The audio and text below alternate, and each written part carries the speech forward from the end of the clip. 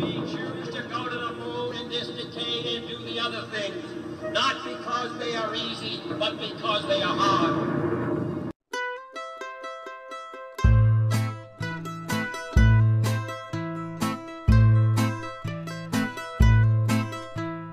Under the Masonic moon, plans were made by the bankers in the back room.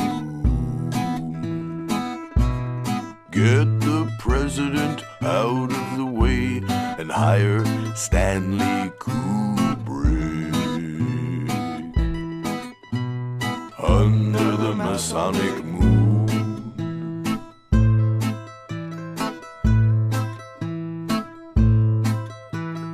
under the Masonic moon, everyone hoped that the boys would come home soon.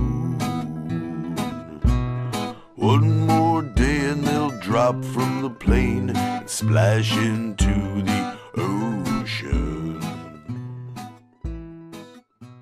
And what about stars?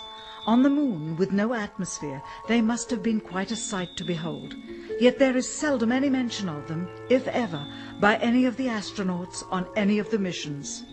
Undoubtedly, creating a mural with all the constellations properly placed in the sky would have been virtually impossible to create accurately, much less realistically. A competent amateur astronomer would have been able to call attention to the slightest error in measurement. The answer? Not to talk about the stars. Ever. In their post-flight press conference, it was the only question to which Neil Armstrong responded with an absence of memory. When you looked up at the sky, could you actually see the stars and the solar corona in spite of the glare? We were never able to see stars from the lunar surface or on the daylight side of the moon by eye without looking through the optics. I don't recall during the period of time that we were photographing the solar corona what stars we could see. I don't remember seeing any.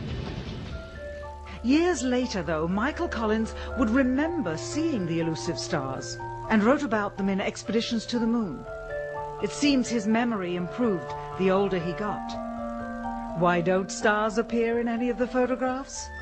Simply because the proper, mostly closed exposure setting for the camera's iris, set that way to compensate for the bright sunlight on the moon's surface, completely diminished the faintness of relatively distant specks of diminutive light. This answer is true. It does not, however, explain why they never took any pictures of the stars